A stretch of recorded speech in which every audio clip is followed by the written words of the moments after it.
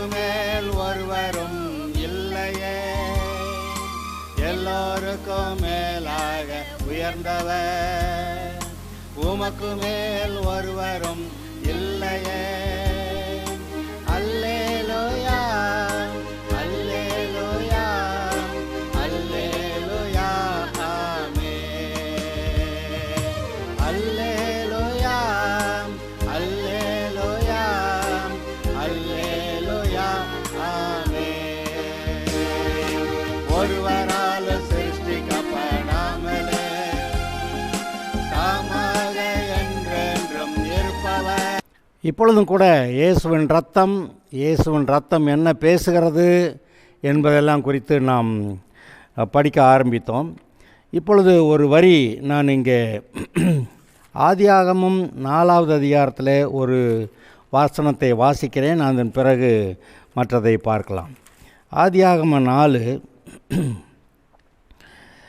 4:9 வசனம். கர்த்தர் காயீனை நோக்கி, உன் சகோதரனாகிய ஆபேல் எங்கே என்றார். அதற்கு அவன், நான் அறியேன், என் சகோதரனுக்கு நான் காவலாளியோ என்றான். அதற்கு அவர், என்ன செய்தாய்? உன் சகோதரனுடைய இரத்தத்தின் சத்தம் பூமியிலிருந்து என்னை நோக்கி கூப்பிடுகிறது. என்ன சொல்லிட்டாரு? உன் சகோதரனாகிய ஆபேலின் இரத்தம் பூமியிலிருந்து என்னை நோக்கி கூப்பிடுகிறதுன்னு சொல்லிட்டாரு. ஆபேலின் ரத்தம் என்னன்னு சொல்லி கூப்பிட்ருக்கான்? அவன் ரத்தம் பேசிச்சுங்கிறது ஒன்று. அது என்ன சொல்லி பேசிச்சு அப்படின்னு கேட்டிங்கன்னா,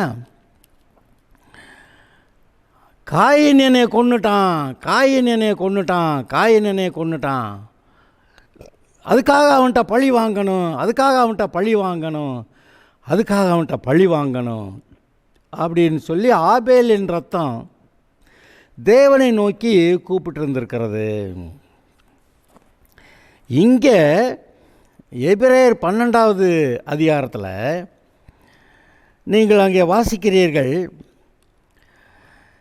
ஆபேலினுடைய இரத்தம் பேசினதை பார்க்கலும் நன்மையானவைகளை பேசுகிற இரத்தமாகிய தெளிக்கப்படும் இரத்தத்திடத்திற்கும் வந்து சேர்ந்தீர்கள். ஆபேலுடைய ரத்தம் பேசிச்சான், அதை காட்டிலும் நன்மையானவைகளை பேசுகிற இரத்தமாகிய தெளிக்கப்படும் இரத்தத்திடத்திற்கும் வந்து சேர்ந்தீர்கள். இயேசுவினுடைய ரத்தம், அது முந்தின வசனங்கள் எல்லாம் இன்னும் தெளிவாக எழுதியிருக்கிறது. இயேசுடைய இரத்தத்திடத்தை வந்து சேர்ந்தீர்கள். இயேசுவின் ரத்தம் என்ன பேசுகிறதுங்கிறது தான் இப்போ ஒரு கேள்வி. இயேசுவின் ரத்தம் என்ன பேசுகிறது? இதுக்கு முன்னாடி என்ன வாசித்தான் முந்தின செய்தியில்? நீங்களோ சீயோன் மலையிடத்திற்கும், பழைய ஏற்பாட்டுக்காரங்கள்லாம் சீனாய் மலையிடத்திற்கு போயிருந்தாங்க. இப்போ நீங்கள் சீயோன் மலைக்கு வந்திருக்கீங்க. அங்கே சீனாய் மலையில் பாவிங்கிற அறிவிப்பு தான் அங்கே இருந்துச்சு. ஆனால் சீயோன் மலையில் மீட்கப்பட்டவர்கள், இயேசுவின் ரத்தத்தால் மீட்கப்பட்டவர்கள் வருகிறார்கள். ஜீவனுள்ள தேவனுடைய நகரமாகிய எருசலேம் இடத்திற்கும் 1000-10,000 தேவதூதர்களிடத்திற்கும் பரலோகத்தில் பேரெழுதியிருக்கிற முதற் பேரானவர்களின் சர்வ சங்கமாகிய சபையிடத்திற்கும் யாவருக்கும் நியாயாதிபதியாகிய தேவனிடத்திற்கும் பூர்ணராக்கப்பட்ட நீதிமான்களுடைய ஆவிகளிடத்திற்கும் புது உடன்படிக்கையின் மத்தியஸ்தராகிய இயேசுவிடத்திற்கும் ஆபேலுடைய ரத்தம் பேசினதை பார்க்கலாம் நன்மையானவைகளை பேசுகிற இயேசுவின் ரத்தமாகிய தெளிக்கப்படும் இரத்தத்திடத்திற்கு வந்து சேர்ந்தீர்கள். என்ன சொல்லப்படுகிறது? நன்மையானவைகளை பேசும் இயேசுவின் ரத்தம். இந்த நன்மையானவைகளை பேசுகிற இயேசுவின் ரத்தம்னா என்ன சொல்லுது? ஆக்சுவலாக இந்த பாவியாக இருக்கிற இந்த மனுஷன் மனம் திரும்பியிருக்கான். இவனுடைய பாவங்களை போக்குவதற்காக இவனுடைய பாவங்களுக்கான தண்டனையை நான் ஏற்றுக்கொண்டிருக்கிறேன். ஆதலால் இவன் மன்னிக்கப்பட வேண்டும், இவன் நீதிமானாக்கப்பட்டிருக்கிறான் என்று இயேசுவின் ரத்தம் பேசுகிறது. ஆபேலின் ரத்தம் இவனை குறித்து பேசும்போது இவன் பாவி பாவி பாவி என்று பேசியது. காயின் பாவி பாவி பாவி என்று பேசியது. ஆனால் இப்பொழுது இயேசுவிடத்தில் மனம் திரும்பி வந்திருக்கிற எல்லாருடைய பாவங்களும் மன்னிக்கப்படுகிறதுனால இந்த ரத்தம் என்ன சொல்கிறது? இவனுடைய பாவங்கள் நீக்கப்பட்டிருக்கிறது, இவன் நீதிமானாக்கப்பட்டிருக்கிறான், இவன் பாவி அல்ல, இவன் தேவனுடைய பிள்ளையாக இருக்கிறான், இவன் பரலோகத்துக்கு சொந்தக்காரன் என்றெல்லாம் பேச ஆரம்பித்து விடுகிறது. ஆக நன்மையானவைகளை பேசுகிற இயேசுவின் ரத்தம் அங்கே வந்திருக்கிறீர்கள் என்று சொல்லப்பட்டிருக்கிறது. இங்கே பாருங்கள், இந்த இயேசுவின் ரத்தம் பேசிய வார்த்தைகளினாலே இந்த இயேசுவை ஆண்டவராக ஏற்றுக்கொண்டு வருகிற மனுஷன் நீதிமானாக்கப்பட்டான் என்ற வார்த்தையை நீங்கள் நன்றாய் கவனிக்க வேண்டும். நீதிமானாக்கப்பட்டான். ஆபேலோட ரத்தம் அவனை பாவி என்று சொல்லுகிறது. இந்த மனம் திரும்பி இயேசுவிடத்தில் வந்தவனை குறித்து இயேசுவின் ரத்தம் சொல்லுகிறது, இவன் நீதிமானாக்கப்பட்டான் என்று. இந்த மனுஷன் ஏதோ நீதியாக செஞ்சதுனால இல்லை, எவ்வளோ நல்ல காரியங்கள் செஞ்சதுனால இல்லை, இவனுடைய பாவங்களுக்கு பரிகாரம் செய்யப்பட்டிருக்கிறதுனால கர்த்தராகிய தேவனை மறுபடியும் ஏற்றுக்கொண்டு பாவத்தை விட்டு மனம் திரும்பி மறுபடியும் தேவனிடத்தில் வந்து சேர்ந்திருக்கிறானே. இப்படி தேவனிடத்தில் வந்தவர்கள் நீதிமானாக்கப்பட்டிருக்கிறார்கள் என்று இயேசுவின் ரத்தம் அறிவிக்கிறது. இதைத்தான் ஒரு கோர்ட் சீன் போல் அங்கே விவரித்து சொல்வார்கள். அது நல்லா விளங்கும். அங்கே நியாயாதிபதியாக பிதாவாகிய தேவன் வீற்றிருக்கிறார். ஒரு கோர்ட் சீனை நினச்சி பாருங்கள். அங்கே ஜட்ஜு உட்கார்ந்துருக்கிறார், நியாயாதிபதி. அவர் யாருன்னு கேட்டால் அவர் பிதாவாகிய தேவன். இங்கே ஒரு மனுஷன் இருக்கிறான், எல்லா பாவமும் செஞ்சு போட்டு பாவி அப்படிங்கிற ஒரு மனுஷன் நிற்கிறான். இந்த பக்கத்தில் பிசாசு குற்றம் சுமத்துகிறவன்.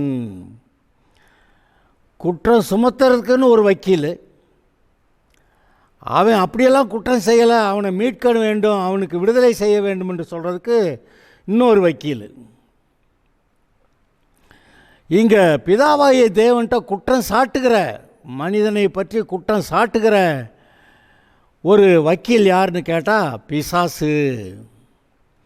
பிசாசு ஒரு லிஸ்ட்டே கொடுக்குறான். இவன் பிறந்ததுலேருந்து இந்தந்த பாவமெல்லாம் செஞ்சு இவன் பெரிய பாவியாக இருக்கான், இவனுக்கும் பரலோகத்துக்கும் சம்மந்தம் இல்லை, இவன் தேவனுடைய சமூகத்தில் பரிசுத்தராகிய தேவன்கிட்ட வர்றதுக்கு இவனுக்கு அருகதை இல்லை. இவன் இப்போ பாவம் செஞ்சு செஞ்சு செஞ்சு செஞ்சு நான் சொன்ன வேலையை தான் செஞ்சுருக்கிறான். அதனால் இவன் ஏன் கூட நரகத்துக்கு தான் வரணும், இவனை பரலோகத்துக்கு போக விடக்கூடாது, இவன் பாவி என்று சொல்லி அந்த குற்றம் சுமத்துகிற வக்கீலாகிய பிசாசு மனிதனை பற்றி குற்றம் சுமத்துகிறான். ஆனால் மனிதனுக்காக வழக்காடுகிற இன்னொரு அங்கே வக்கீல் இருக்கிறார். அவர் யார்? அவர் இயேசு. ஒரு பக்கத்தில் பிசாசு மனுஷன் மேலே குற்றம் சாட்டுறான், இன்னொரு பக்கத்தில் இயேசு நின்று இல்லை அவன் அவ்வளவு அப்படியெல்லாம் அவன் குற்றவாளி கிடையாது, அவன் நீதிமான் என்று சொல்லி வழக்காடுகிற ஒரு வக்கீலாக இருக்கிறார். இயேசு ஒரு வக்கீலாக. இது யாருக்கு? மனம் திரும்பி பாவத்தை விட்டு பிசாசை விட்டு மனம் திரும்பி நான் தேவனுடைய பிள்ளையாக வருகிறேன் என்று ஒரு மனுஷன் வர்றான் பாருங்க, அவனுக்காக இயேசு அங்கே வழக்காடுகிறார். நம்ம ஏற்கனவே அநேக செய்திகளில் பார்த்துருக்குறோம். இம்மானுவேல்னா தேவன் நம்முடைய பட்சமாக இருக்கிறார். ரெண்டாவது, தேவன் நமக்காக வழக்காடுகிறார். மூணாவது, தேவன் நமக்காக யுத்தம் பண்ணுகிறார்.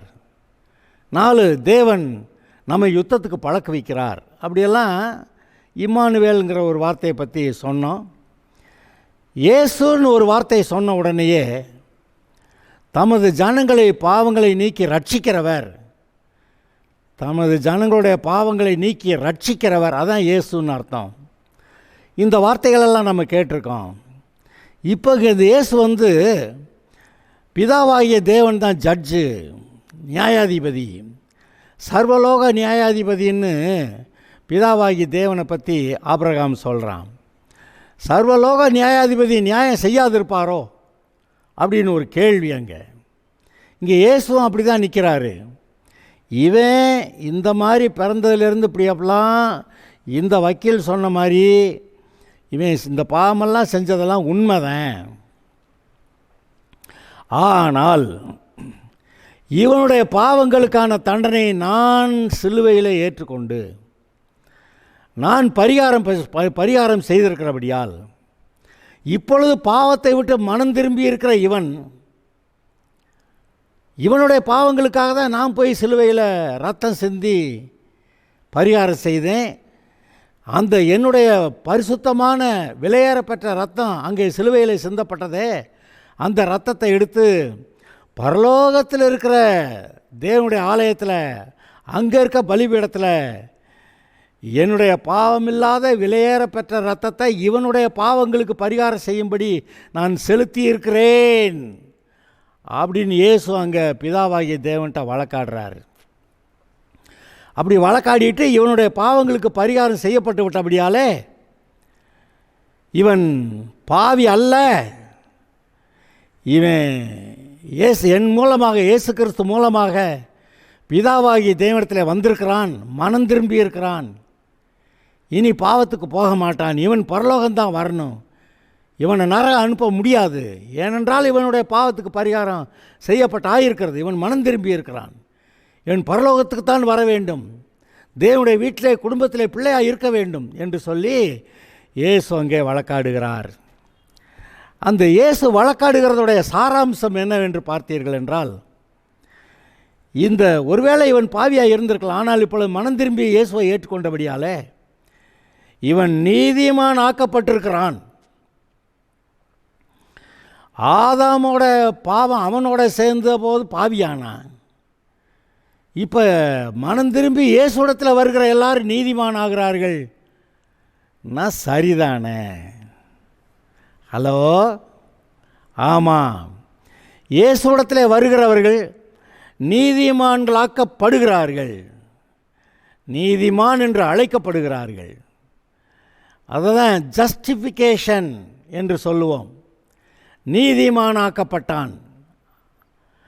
இயேசு சொல்லிட்டாரான், இவன் மனம் திரும்பிட்டான், கர்த்தர்கிட்ட வந்துட்டான், அதனால் நான் பரிகாரம் செய்திருக்கிறது நிமித்தம் அந்த இரத்தத்தினாலே இவன் நீதிமானாக்கப்பட்டிருக்கிறான் அப்படி சொல்கிறார். நீதிமானாக்கப்பட்டிருக்கிறான். அவன் ஏதோ நீதியாக செஞ்சதில்லை, அவன் ஒரு நீதியாக ஏதோ ஒன்று செஞ்சுருக்கான்னா இயேசுவை என் ஆண்டவராக ஏற்றுக்கொள்கிறேன் அப்படிங்கிறது மட்டும்தான் அவன் செஞ்ச நீதி.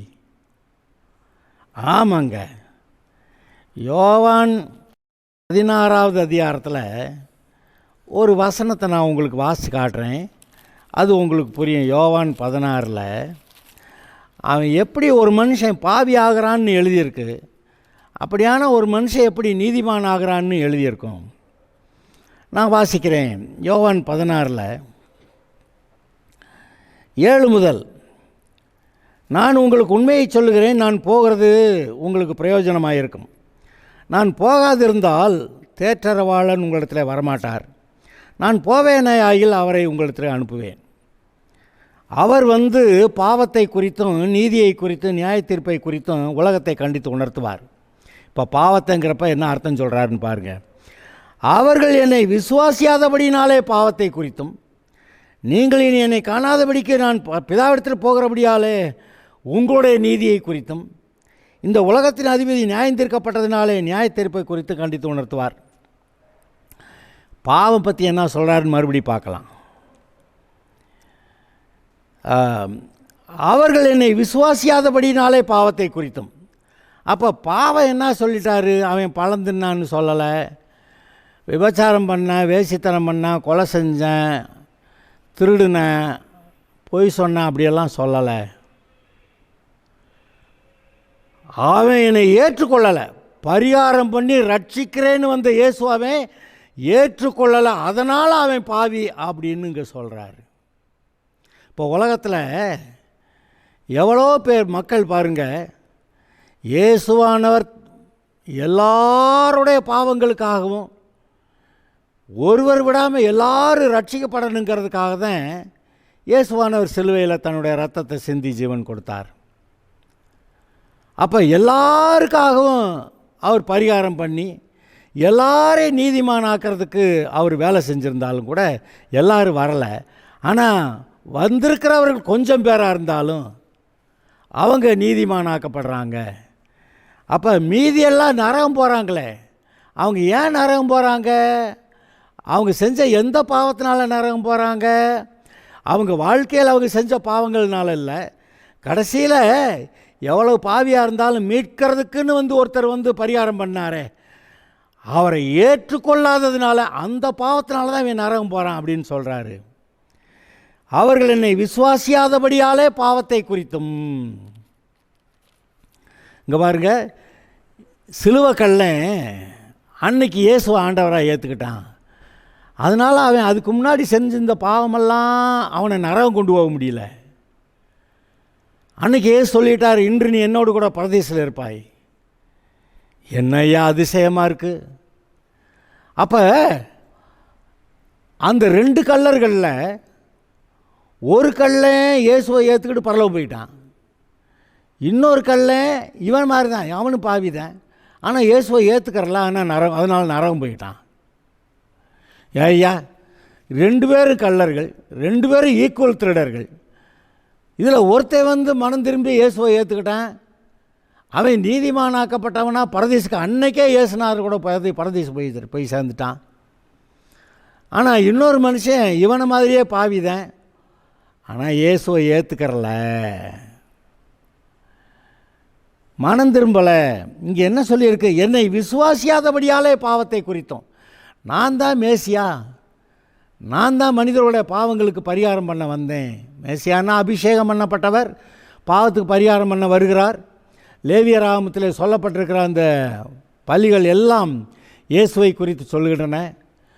மோசே வனாந்தரத்தில் மரத்தில் உயர்த்தி வைத்தானே ஒரு வெண்கல சர்ப்பம், அதுவும் கூட அங்கே இயேசுவுக்கு அடையாளமாகத்தான் இருக்கிறது. அங்கே ஏசாயா 53வது அதிகாரத்தில் ஒரு ஆடு அடிக்கப்படுகிறது பற்றி சொல்லப்பட்டதே, அதுவும் ரத்தம் சிந்துகிறது, மீட்பை குறித்து தான் பேசுகிறது.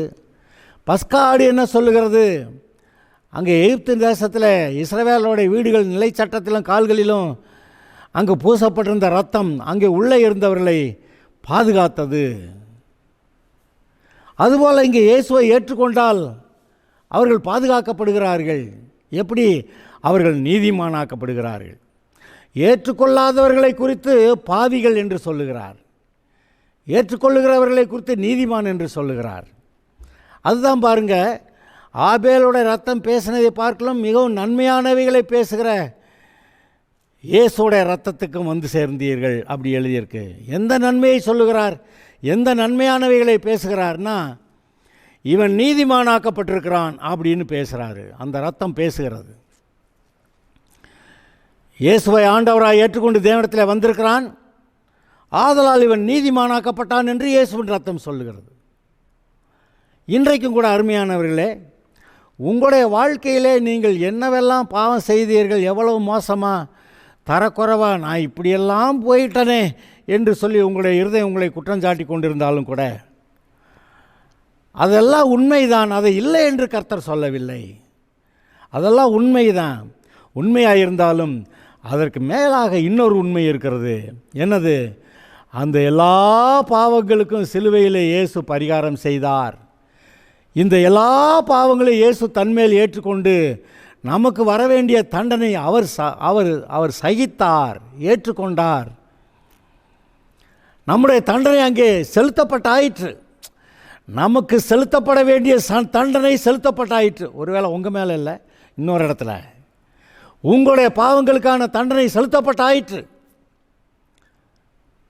தண்டனை செலுத்தப்பட்டாயிற்று. இயேசு அந்த தண்டனையை ஏற்றுக்கொண்டார். இப்போ நீங்கள் மனம் திரும்பிட்டீங்க. இப்போ இயேசு சொல்லுகிறார், நீ நீதிமானாக்கப்பட்டாய் என்று. இப்பொழுது நீங்கள் இயேசுவை ஆண்டவராக ஏற்றுக்கொண்டிருக்கும் போது நீங்கள் நீதிமான் என்ற உணர்வு உங்களுக்கு வருகிறது. ஏதோ நீங்கள் யாரோ சொல்லி கொடுத்ததுனால இல்லை, அல்லது நீங்களாக நினச்சிக்கிறதுனால இல்லை. நான் கனவு கண்டேங்க, கனவுலாலாம் இல்லை. இங்கே இந்த வசனம் சொல்லுகிறது நீங்கள் நீதிமானாக்கப்பட்டீர்கள் என்று. எப்படி இயேசுவின் ரத்தம் சொல்லுகிறது இவன் நீதிமானாக்கப்பட்டான் என்று. எபிரேயர் 9 ஒரு வசனத்தை வாசிக்கிறேன். மனிதனுடைய மனசாட்சி சுத்திகரிக்கப்பட்டிருக்கிறது இயேசுவின் ரத்தத்தால். வாசிக்கிறேன். எபிரேயர் 9:14 நித்திய ஆவியினாலே தம்மைத்தாமே பழுதற்ற பலியாக தேவனுக்கு ஒப்பு கொடுத்த கிறிஸ்துவுடைய ரத்தம். கிறிஸ்துவுடைய ரத்தம் ஜீவனுள்ள தேவனுக்கு ஊழியம் செய்வதற்கு உங்கள் மனசாட்சியை செத்த கிரியைகளால் சுத்திகரிப்பது எவ்வளவு நிச்சயம். கிறிஸ்துவின் ரத்தம் உங்களுடைய மனசாட்சியை சுத்திகரிப்பது எவ்வளவு நிச்சயம். அப்போ கிறிஸ்துவின் ரத்தம் உங்களுடைய மனசாட்சியை சுத்திகரிக்கிறது. அதனால தான் ரட்சிக்கப்பட்டவொன்னே இயேசு என் ரத்தத்தெல்லாம் என்னுடைய பாவத்தெல்லாம் போய்க்கிட்டாரு, இயேசுவின் ரத்தம் என்னை கழுவிருச்சு, இப்போ என்கிட்ட பாவம் இல்லைன்னு நீங்கள் எப்படி சொல்கிறீங்க? உங்களுடைய மனசாட்சி கழுவப்பட்டிருக்கிறது. உங்களுடைய மனசாட்சி உங்களுடைய மனசாட்சி கழுவப்பட்டதினால இயேசு சொல்லுகிறார் இவன் நீதிமானாக்கப்பட்டான் என்று. இது ஒரு பெரிய விஷயம். நாம் அதை நம்பணும். இந்த ஏட்டிக்கு போட்டியாக கேள்வி கேட்குறவங்க அது எப்படி அவன் செஞ்ச பாவத்துக்கு இவன் தண்டனை அனுபவிக்கிறது, அது எப்படி நியாயம்னு கேட்பாங்க. ஆனால் அவன் செஞ்ச பாவத்துக்கு அவன் தண்டனை அனுபவிக்கணும்னா அவன் நரகம்தான் போகணும். அவனை மீட்கணுமானா நீ பட்ட கடனை நான் கட்டிக்கிறேன்னு சொல்கிற மாதிரி வேற ஒரு ஆள் வரணும். அப்படி வந்தவர் தான் இயேசு. அந்த தண்டனையை தான் மேலே ஏற்றுக்கிட்டு தான் செத்தார். நம்ம பட்ட கடனை அவர் கட்டி முடித்தார். இப்போ நம்ம கடைக்காரன் இல்லை, நம்ம பாவியும் இல்லை. கர்த்தர் சொல்லுகிறார் நீ நீதிமான் என்று. இப்படி நீதிமான் ஆக்கப்பட்ட விஷயம். நீங்கள் நீதிமான் ஆக்கப்பட்டிருக்கிறீர்கள். நீதிமான நீங்கள் ஏதோ செஞ்சு நீதிமான் ஆகலை, நீங்கள் நீதிமான் ஆக்கப்பட்டிருக்கிறீர்கள் என்று வேதம் சொல்லுகிறது, உங்களை பற்றி பேசுகிறது. இன்றைக்கும் அநேக விசுவாசிகளுடைய வாழ்க்கையில் பழைய நினைவுகள், நம்ம அதெல்லாம் செஞ்சு எப்படி பெரிய பாவியாக இருந்திருக்கோம் பார்த்தீங்களா அப்படின்லாம் சொல்லும்போது அந்த பாவம் இன்னும் தொடர்ந்து ஒட்டிக்கிட்டு இருக்கிறது போல் சில சமயத்தில் மனசில் பற்றும். அதை செய்கிறது பிசாசு. நீ அதெல்லாம் செஞ்சதுனால நீ பாவிதான் பாவிதான் பாவிதான் அவன் சொல்லிக்கிட்டே இருப்பான். ஆனால் இயேசு சொல்லுகிறார் இவனுடைய பாவங்களுக்காக நான் பரிகாரம் செய்திருக்கிறேன், என்னுடைய ரத்தம் இவனுக்காக சிந்தப்பட்டிருக்கிறது, செலுத்தப்பட்டிருக்கிறது. இந்த பூமியில் இருக்கக்கூடிய அந்த ஆசரிப்பு கூடாரத்தில் தேவனுடைய ஆலயத்தில் இருக்கக்கூடிய அந்த பலிபீடத்தில் இல்லை, என்னுடைய பரிசுத்தமான விலையேற பெற்ற ரத்தம் பரலோகத்தில் இருக்கக்கூடிய தேவனுடைய ஆலயத்தில் இருக்கக்கூடிய அங்கே இருக்க பலிபீடத்தில் செலுத்தப்பட்டிருக்கிறது. ஆதலால் இவன் மன்னிக்கப்பட வேண்டும், இவன் கழுவப்பட்டிருக்கிறான், நீதிமான் ஆக்கப்பட்டிருக்கிறான், இப்பொழுது தேவனுடைய பிள்ளை ஆக்கப்பட்டிருக்கிறான், தேவனுடைய குடும்பத்தில் இருக்கக்கூடிய மற்ற தேவனுடைய பிள்ளைகளோடு கூட சமமாக இருக்கிறான், மற்றவர்களோட தேவனுடைய ஆஸ்திகளை பெற்றுக்கொள்வதற்கு தகுதியாக இருக்கிறான், இவன் பரலோகத்துக்கு தகுதியாக இருக்கிறான் என்றெல்லாம் இந்த வசனம் பேசுகிறது, இயேசுவின் ரத்தம் பேசுகிறது. அதாவது முக்கியமாக இந்த வசனத்தை எதுக்கு வாசித்தேன்னா, அவர்கள் என்னை விசுவாசியாதபடியாலே பாவத்தை குறித்தும். அப்போ மேஜர் சின் என்ன, எல்லா பாவங்களுக்கும் மேலான பெரிய பாவம் எதுன்னு கேட்டால் இயேசுவை ஆண்டவராக ஏற்றுக்கிற மாட்டேன், இயேசு தேவனுடைய குமாரன்னு அவர் மனுஷனுடைய பாவங்களுக்கு பரிகாரம் செஞ்சாருங்கிறத நான் ஏற்றுக்கிற மாட்டேன் அப்படிங்கிற ஒன்று தான் பாவங்களே கொடிதான பெரிய பாவம். அவன் அதுக்கு முன்னாடி 4 பேரை கொண்டிருப்பான், விபச்சாரம் பண்ணியிருப்பான், வேசித்தனம் பண்ணியிருப்பான், ஆனால் அதெல்லாம் மன்னிக்கப்பட முடியும். ஆனால் இயேசுவை ஏற்றுக்கொள்ள மாட்டேன் என்று சொல்லுகிற பாவம் இருக்குது பார்த்தீங்களா, அது மன்னிக்கப்பட முடியாது. அதனால தான் மன்னிக்கப்பட முடியாத பாவம் என்று அதை பற்றி சொல்லுகிறது. பொதுவாக எல்லா பாவங்களும் மன்னிக்கப்பட முடியும். மன்னிக்கப்பட முடியாத பாவம் என்னது? இயேசு எனக்கு வேண்டான்னு சொல்லி இரட்சகரை நிராகரிக்கிறது. உன்னை பரலோகம் கொண்டு போய் சேர்க்கிறேன், என் கூட வான்னா முடியாது, நான் வரமாட்டேன், நான் என் பாவத்திலேயே இருப்பேன், இயேசு எனக்கு வேண்டியதில்லை, தேவன் எனக்கு வேண்டியதில்லை, நான் தேவனோடு கூட வரமாட்டேன் என்று சொல்லி இயேசுவை ஏற்றுக்கொண்டு வந்தால் பரலோகம்னு அவர் சொல்ல முடியாது என்று சொல்லுகிற இந்த ஒரு காரியம்தான் இவனை பாவியாக நிலைநிறுத்துகிறது. இந்த பாவம்தான் இவனை நரகம் கொண்டு போகுது. அவன் அதுக்கு முன்னாடி செஞ்ச பாவமெல்லாம் மன்னிக்கப்படுது. பார்த்தீங்களா? சிலுவை கல்லேன் 2 கல்லன்னு நல்லா பாவம் செஞ்சவன் தான். ஆனால் ஒரு கல்லே ஆண்டவரை ஏற்றுக்கிறேன்றான். அதனால் அவன் முன்னாடி செஞ்ச பாவமெல்லாம் அவனை நரகம் கொண்டு போகலை. ஆனால் இங்கிட்ட ஒரு கல்லை இருக்கானே, அவனு இவனை மாதிரி பாவம் செஞ்சவன் இயேசுவும் ஏற்றுக்க மாட்டேன் அப்படின்னு சொல்லிட்டான். அதனால் முன்னாடி செஞ்ச பாவங்களும் சேர்ந்து அதெல்லாத்தோட பெரிய பாவமாகிய இந்த இரட்சகரை ஏற்றுக்கிற மாட்டேன், நிராகரிக்கிறேன்னு சொன்னான். அந்த பாவம்தான் அவனை நரகம் கொண்டு போகுது. அப்போ அவன் அதுக்கு முன்னாடி செஞ்ச பாவத்துக்கெல்லாம் சேர்த்த தண்டனை அவனுக்கு கிடைக்கும். அதனால் அருமையானவர்களே, இந்த இயேசுவின் ரத்தம் விலையேறப்பட்டதை பேசுகிறது என்கிறது இன்றைக்கு உங்களுடைய வாழ்க்கையில் அதை பேசுகிறதை நீங்கள் நிதானித்து பாருங்கள். நீங்கள் இயேசுவை ஏற்றுக்கொண்ட போது எல்லா பாவங்களும் போயிட்டு, அதுக்கப்புறம் கூட மரணத்துக்கு ஏதுவல்லாத பாவங்கள் 1-2 செஞ்சு வச்சுருக்கேன். அதுக்கு ஒன்று வரிய வாசிச்சிட்றேன். 1 யோவான் 5வது அதிகாரத்தில் 16வது வசனம் வாசிக்கிறேன். 1 யோவான் 5வது அதிகாரம் 16வது வசனம். மரணத்துக்கு ஏதுவல்லாத பாவத்தை தன் சகோதரன் செய்ய ஒருவன் கண்டால் அவன் வேண்டுதல் செய்ய கடவன். என்னது? மரணத்துக்கு ஏதுவல்லாத பாவம், அதாவது நரகம் போக வேண்டியதில்லை. இந்த பாவத்தினால அவன் நரகம் போக மாட்டான், 2 அடி வாங்கிட்டு தப்பிச்சுக்கிடுவான். மரணத்துக்கு ஏதுவல்லாத பாவத்தை ஒரு சகோதரன் செய்ய கண்டால் அவன் வேண்டுதல் செய்ய கடவன், அப்பொழுது அவனுக்கு ஜீவனை கொடுப்பார். யாருக்கென்றால் மரணத்துக்கு ஏதுவல்லாத பாவத்தை செய்தவர்களுக்கே. ஆனால் மரணத்துக்கு ஏதுவான பாவம் உண்டு, அதை குறித்து வேண்டுதல் செய்ய நான் சொல்லேன். எதுக்கு வேண்டுதல் செய்ய வேண்டாமா? மரணத்துக்கு ஏதுவான பாவம். அது என்ன பாவங்க?